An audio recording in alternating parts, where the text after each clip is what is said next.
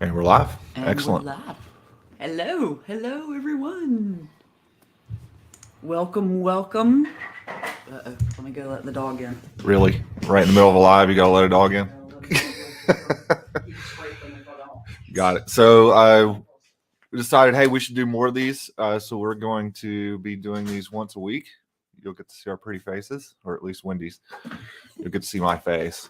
And the purpose of it is kind of give more support to community.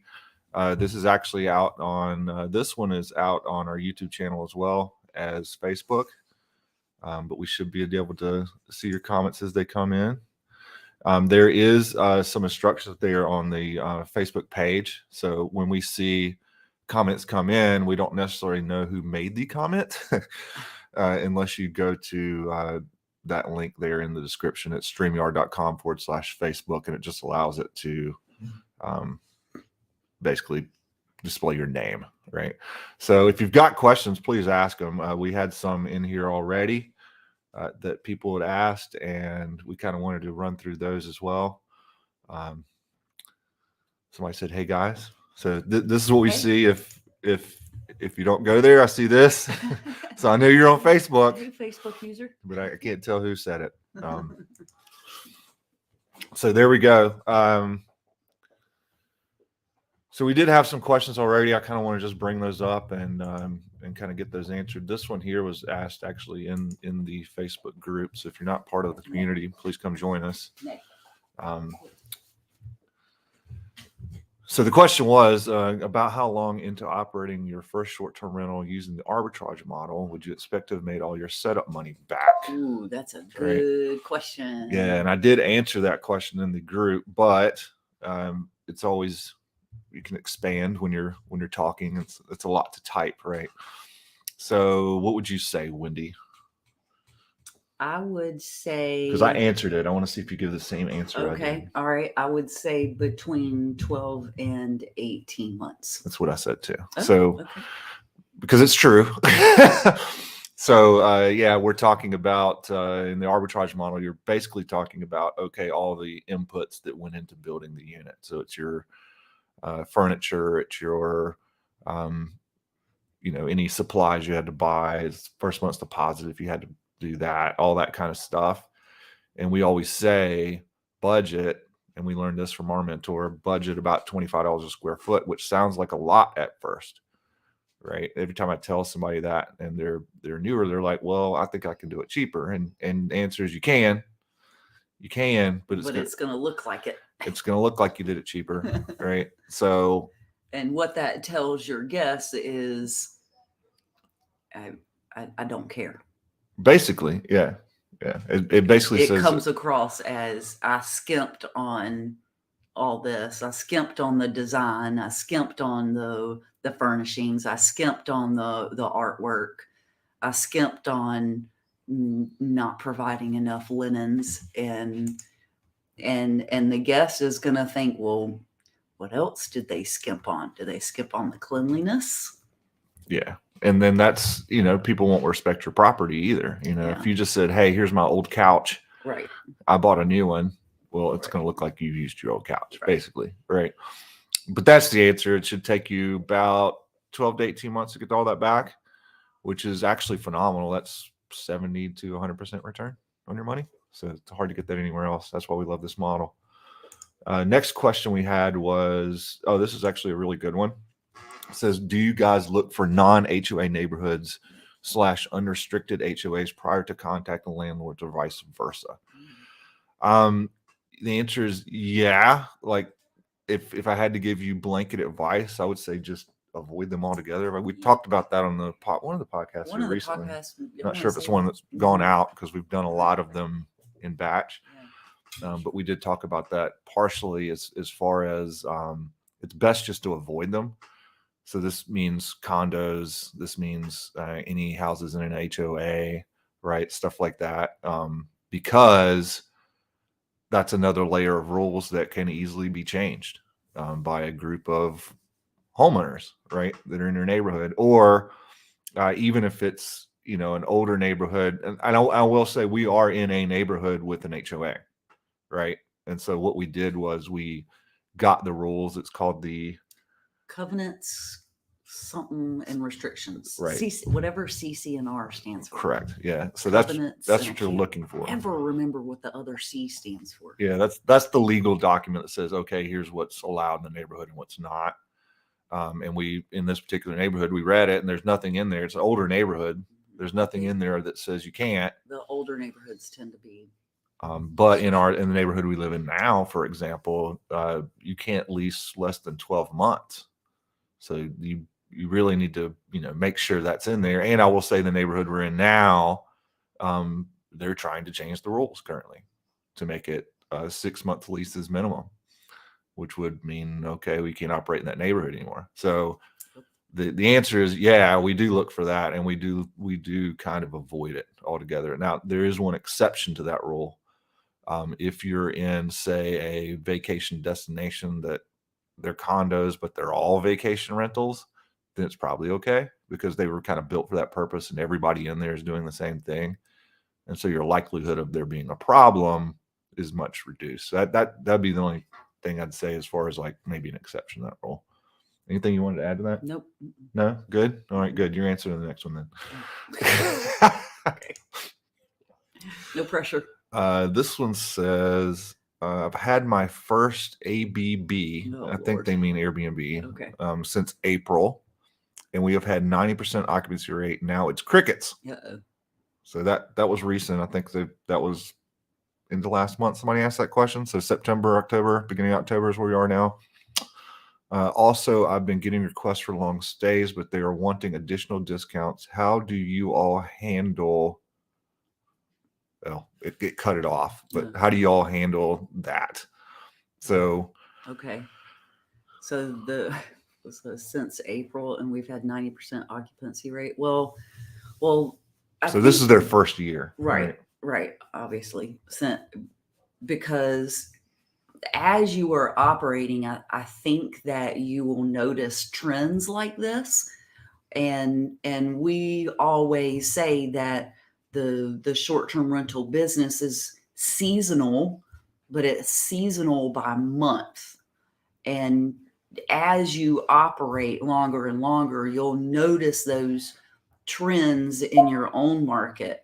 So for example, in our market, January is super slow for us. And we already know that because we've been operating for a long time, right? So January is really slow. February is a little bit better. March is a little bit better. April, May keeps going up. June, July, August, way up here.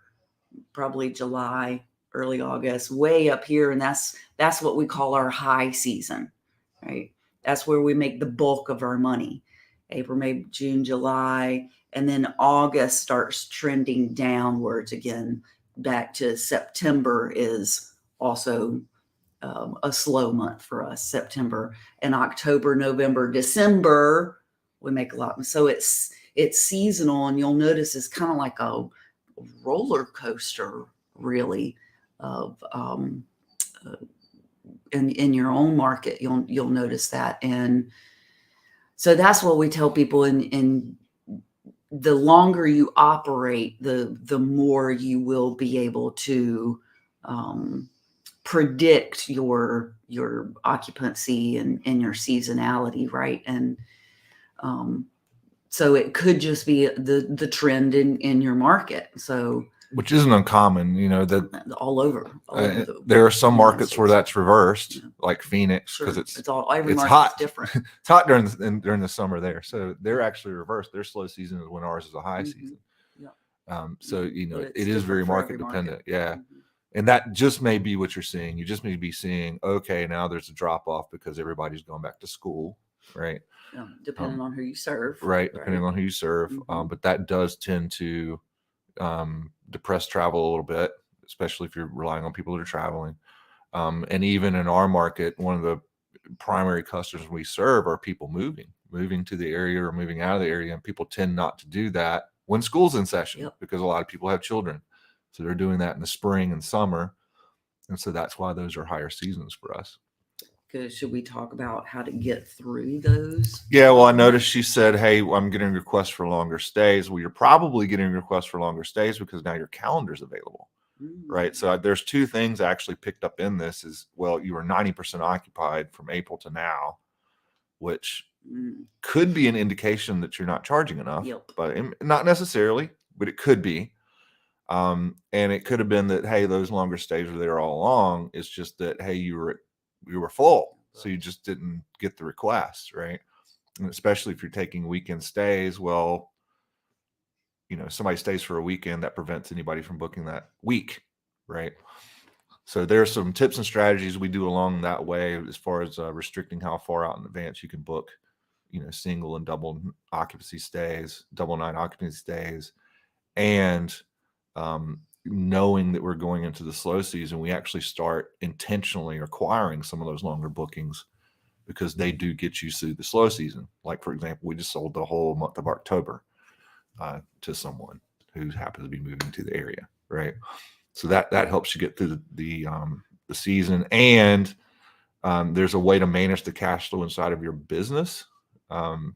We used a method called Profit First. Won't go totally into it here, but it's a way to basically make sure that, okay, yes, my revenue is like this, but my expenses are more like this. Right. And how do I turn this into something that pays this? Right. And so it makes your cash flow more comfortable. You're not worried about, you don't get to September and say, oh crap, I Can't make rent. Or Right. I'm, how am I going to pay for my mortgage or whatever, right? It just puts you in a better spot. So good question. Yeah, good question. Good question. So Shannon says, oh, there's Amy. Amy says, hey y'all. Hey Amy. So Amy went to StreamYard StreamYard.com/Facebook and added her name in there so we can see her beautiful face. Friend. Hope you are well. Shannon says, she says, we encourage longer bookings during December, January, February with more aggressive pricing. So Shannon's been in the game a little bit because we know those are slower periods, right? So she's been through a cycle or two. It does a number of things, including limiting the holiday party booking attempts. Yep, that's true. And the other thing we do during these lulls is deep cleaning and maintenance that is difficult to do during our busier seasons. And that's a really good point too. Very good point. If you've taken the time to balance out your cash flow so that it's not such a big deal, because you've planned for it, you've planned for October, you've planned for September, then now you've got time to get those things done because your units over time, even though we're regularly cleaning them and keeping regular maintenance up and things like that, they get a little shabby after a while. So we kind of do a refresh every year and kind of go in and just make sure everything's still good. Like, does it still have the same number of cups we put in there, to begin with? And, how's the furniture looking? Do we need to replace anything? Those types of things and stuff like that. Yeah. Especially because we serve families with children and pets. Yeah. So that can be a thing. Stains. Yeah, for sure. Another question in here says, how important is having a kitchen or cooking utensils in your STR, short-term rental? I figure most people consider cooking a chore, and if they're on vacation, they'd rather stay away from the work and just go out to eat. Interesting perspective. You want to answer that one? Or you want me? Because I'm going to say it depends. That's what I was going to say. A lot of these questions depend. It right? depends. It depends on who you're serving. Does your customer value a kitchen and a fully stocked kitchen? Why are they coming to stay there? I would say if people are staying long term, they definitely want a kitchen, and they want a fully stocked kitchen, meaning they need all the pots and pans and mixing bowls and oven mitts and baking trays, all the stuff that you have in your own kitchen. They're going to expect to have in their short-term rental because they're staying for a long time and they're cooking there. They're actually using that space. So I would say that it definitely Depends on if your customer values that. If you're serving business travelers, for example, that are only staying, I don't know what, a weekend or, 4, 5, 6 days, they may or may not value a kitchen. Maybe they just need like a kitchenette and they just want the Keurig or a teapot or something like that, and they're not really using a kitchen very much. So I would say it depends on who your customer is. Yeah, Who ultimately you're it serving. does. But I would say one of the big draws for an STR is, hey, it does have all that stuff. I would you say know, that's true. as Yeah. opposed to a hotel room. I mean, that's Yeah. part of your competitive advantage. Right. Is that, hey, we have in the same question if you'd asked about a washer and dryer in the unit, right? Well, it kind of depends, but that one also depends on length of stay and what's expected, and it's a competitive advantage. There's not many hotel rooms that have Sure. washer and dryers in them, or Sure. but some of them do have kitchenettes, but they don't have maybe, you're not cooking really in there, right? So, but good question. This one says, do you have a VA? Okay. And how do you go about hiring and training them? So if you don't know, a VA stands for virtual assistant. Technically, no. So I think people use the term VA incorrectly. So virtual assistant is really what it says. It's an assistant who's virtual, meaning they're online, they're in the Philippines maybe, or maybe not even in the same country you're in. Your traditional VA tends to be an assistant. In other words, they're taskmasters. So it's, hey, I need you to go do this. They go complete that task. Hey, I need you to go do this. They complete that task. Now, we do have remote workers. We do use virtual workers, yes, but they tend to work for us, well, full time. So it's not like it's a task. It's more like a job where they're virtual. And so, but you would find them in many of the same places. So how do you go about hiring and training them, Wendy? That's more your wheelhouse. I could talk about it, but you do it. Yeah. Well, first of all, we call them customer experience specialists because of their job description. And that's the very first thing that you need to come up with. And, we do offer. You mean a job description? Yes. Yeah. Mm-hmm. Yeah. And, we do offer these coaching calls and we can help you come up with that. We have one. And I believe it's in the course as well. It is. The job descriptions for most of the stuff is in there, actually. Yeah, I believe it's in the course as well. So that's the first thing that you need is you need a job description. What do you want them to do? And what we did was we came up with a list of all the things that we don't want to do. Right. Or that I don't want to do. And that's what we offloaded first. And so that's what we did. We just made a list of all the things that we don't like doing. And here I need somebody to do these things for me. And that became our job description. So we posted that on a platform called Upwork. And what we did was we went through all the people who applied for the position, and we had a phone interview with them, and that allowed us to not only have a conversation about the position itself, but what you can kind of sort of tell what people's character is, especially if you have a Zoom call with them. Yeah, you should try to do it by Zoom. Yeah, that is preferable.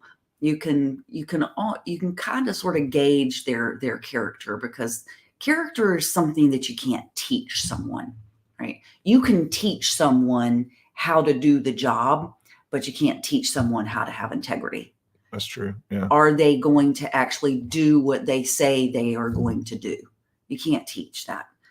So that's what I'm looking for. I'm looking for how well do they speak and write English? Yeah. So I was gonna add that in. Like, don't just get everybody on a Zoom call. Like have some No. kind of filtering before that. Right. And we do that as well. And We for have- us, we found it like super important that you're able to communicate via text So because we most do of it have is online. pre-qualifying questions that we ask people, and we can help guide you through those as well. But if the people that pass that test, then we get on a Zoom call with them and ask them about their availability, because we have ours broken down into shifts. So, and then they're going to be required to rotate through the shifts every once in a while, right? They're going to have different shifts. So, what is your availability like? And so that's how we hire them. Now, training them takes time. It takes months.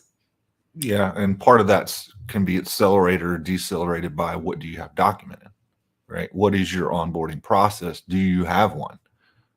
Right. So you need to, and that's something you may develop, all these are our SOPs and our standard operating procedures and all of our documentation, right? You may or may not have that at first, but try to come up with something, like at least some kind of process. Right. At least like a daily task list of all the things that you have in your job description. You should have as a daily task list of here are the things that I want you to do all the time while you are working for me. I want you to do this, and this. And then once they get done with that, start over. Yeah, but that starts with documenting what do you do now? Yes, you do need to do right? that. And do you have a process that you follow, or are you just kind of all over the place? Well, right? The main thing is documenting that, and the way that we do that is by making a video of us doing those things. Yeah, that's the easiest way. Yep. There's Loom is a popular product for that. Loom.com. We've started using Vimeo. If you don't know about Vimeo, it's kind of a YouTube alternative type platform. But what I like about it is they actually have a browser plugin that's free that lets you simply, hey, I'm about to do something. Let me just click this button and record it. And it'll put it up in the cloud. And then I can make a link to it that someone else can watch and then say, okay, this is how this is done. And then what we'll have that person do is actually write out the steps. So watch the video, write out the actual documentation. And then that lets you know, did they understand the video, for one? And you can kind of go back and forth on, the actual steps till they get that right. And two, now you have not only a video, but you have written instructions for the next person that comes behind them. AKA an SOP. Yeah. So hiring is the easier part. I would say training is the part where you're going to have to spend some time with it, and it's become very apparent if you haven't been documenting all along. So I always say, have some processes in place and actually follow those processes yourself. Don't skip them. Right. Do what you want your people to do, document it. And then now that's an easier way to train them, because you can say, hey, here's the process. And when you're first starting out in your business, you should think of it that way, right? Ooh, that's true. Think of it as if you were going to be passing this off, because isn't that one of the reasons that you were starting a business in the first place? I mean, you don't want another job for yourself.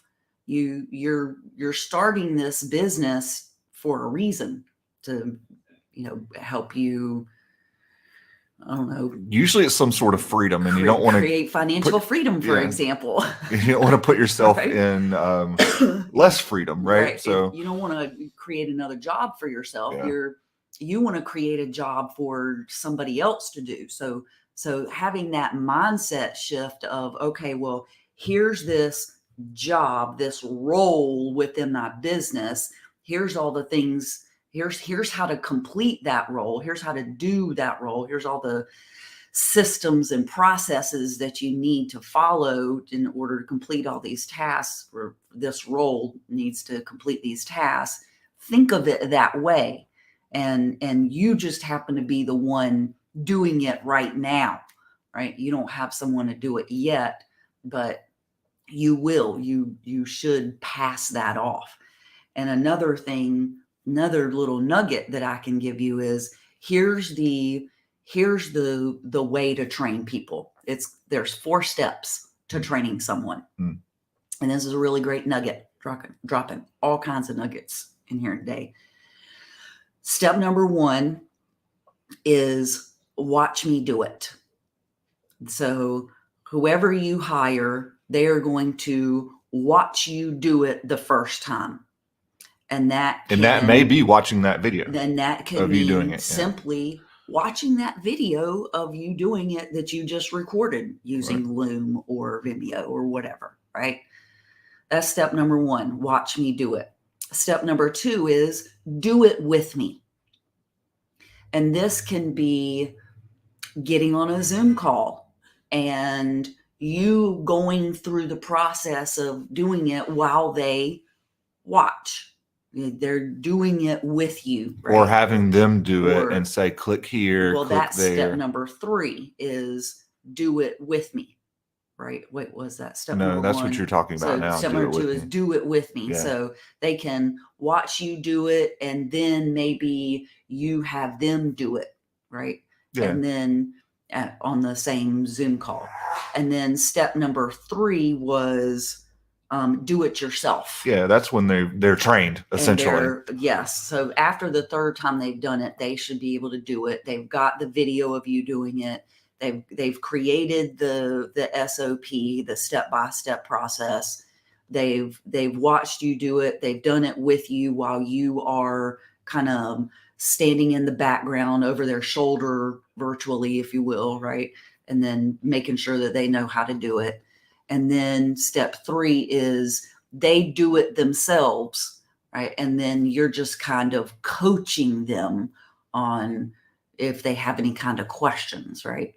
And then step number 4 is to train someone else to do it. Yeah, which means you should be documenting the whole time that you're training these people. You should be documenting the training process. Yes. So that now you have something to turn, because now you have to train them how to train someone.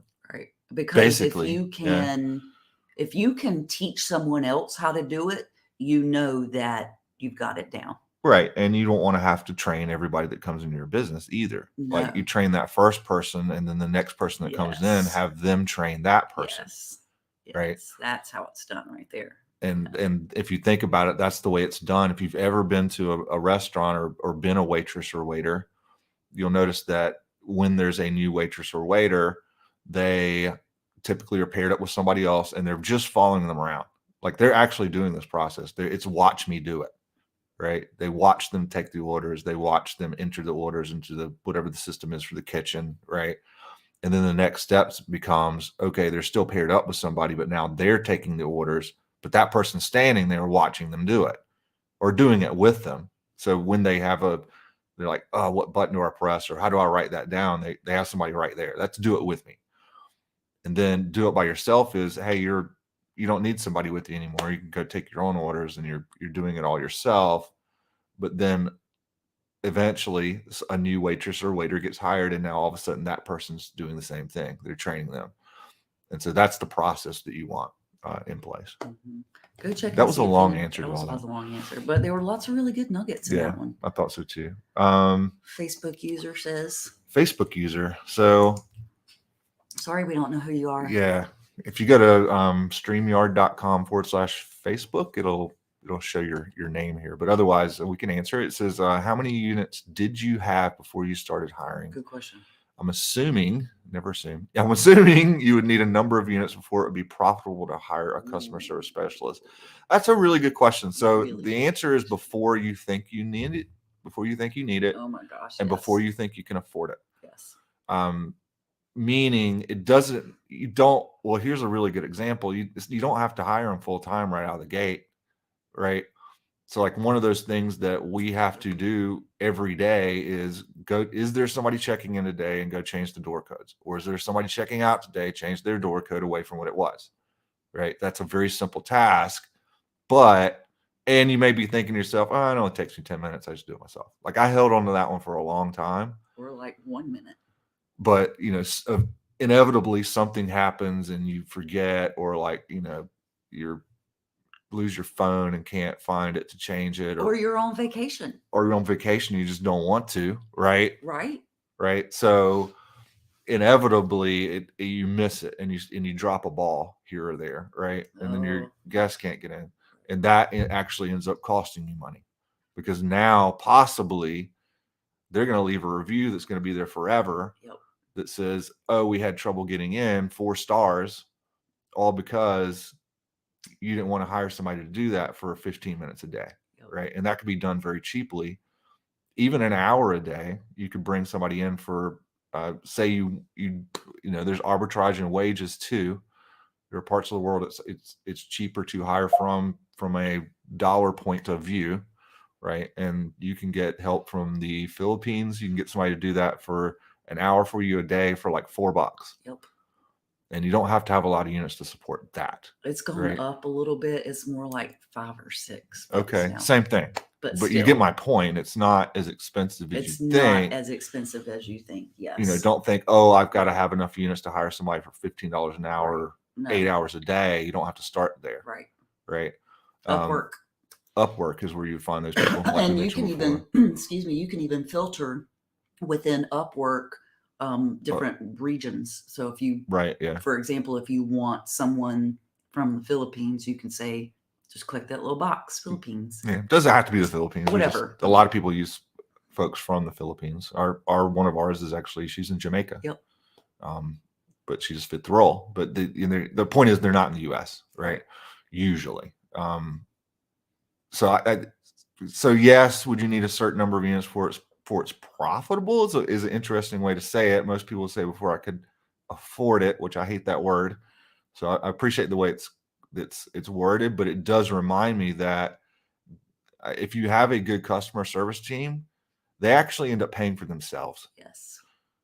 Because they're the ones that are going to catch the extra guest that they snuck in that because we they're charge watching for, the cameras, or the pet that was under somebody's coat that they didn't tell you about that you can now charge for. Yep. They're the ones that can, because if you've ever dealt with Airbnb resolutions, that's a process. So they're the ones that can document all that and deal with Airbnb support and keep going back and saying, where's our money? Where's our money? Right?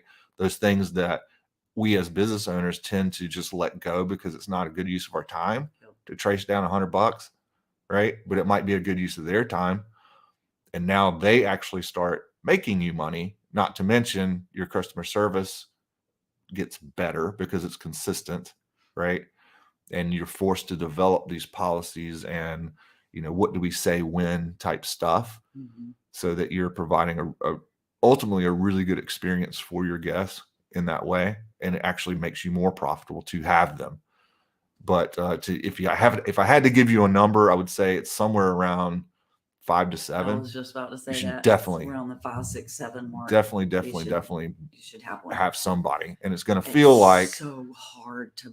You can't afford them, but Yeah, you can't afford not to. Really. Yeah, and at first it's so hard to give up that control. Well, that's a problem sometimes for people. For some people, it's not the monetary because nobody's gonna be. Yeah, realize they've got to get to. They've got time to get there, and they're going to be 85% of you. If they're 85% of you, that's really good. After you've spent months training them, they will never be you. They will never care about your business like you do. It's true. Because it's not their business. It's not their baby, right? It's just a job for them. Yeah, I mean. But you in that initial conversation with someone, you can kind of get a feel of whether or not they care about being able to do their job well. And, if they don't, then fire them. And a lot of that's your company environment too. Like, do people feel like if you, I hate that you said, oh, it's just a job for them. Because I don't want them to feel that way. Right. Right. Yeah. But it is. Ultimately it is. It's a job for them. Right. But you can find people who actually care about doing a good job in their job. Yeah, I'm going to argue with you a little bit and say it's less about the person you find, because we had that discussion yesterday, didn't we? How it was less about if you keep having that problem and you just keep firing people, it's actually you. Well, you're not developing that's them true. into the people they could be. That's right. true. I mean, So there's a whole management component to this and psychology yes, about, for sure. how you run your company and how those things work Yeah, that goes for sure. beyond, just find somebody that's really Well, good. it right? does. I mean, you have to think about your company culture too. Yeah. Yeah, that's very true. And whether or not the job that they're doing, does it have room for promotion? Is there another level to it? Because after a while, they don't. They're going to max out on what they're doing, and they're going to need Emma's new in the background. challenges. Emma. Oh me, girl. Me. Oh yeah. Well, see, and it's going to all be recorded. That's hilarious. Hey, rock stars. Hey, I wish I knew who you were. Yeah. Hey, you. So that was a really great question. Yep, it was. So that Yep. might be as many as we have time for today. Yeah. I'm going to remind you that you can text the letters. I guess it's not a word. The letters STRA to 980-888-8541, and that will actually, if you're interested in our coaching, or we actually have a full-blown course on all this stuff. And you may notice that we have rebranded ourselves. We have rebranded. We didn't even mention that, no, right? We didn't. We're no longer the cash flow couple anymore. Well, I still think we are. That's true. But we've rebranded the business as Short-Term Rental Authority. We wanted to give some more structure to it. And we kind of been off the map for a couple of years dealing with the pandemic and all this other stuff that's been going on. Right. We've been growing the business too. But the business is growing. It is. And so we kind of wanted to get a little more organized and help more people, because we're getting a lot of questions in the background. I'm like, we got to put ourselves in front of the group and kind of answer these questions, right? So that's the idea behind these lives. We'll be doing them every week. Yes. So if you've got questions, please post them. You can actually text us to that number as well. Yeah.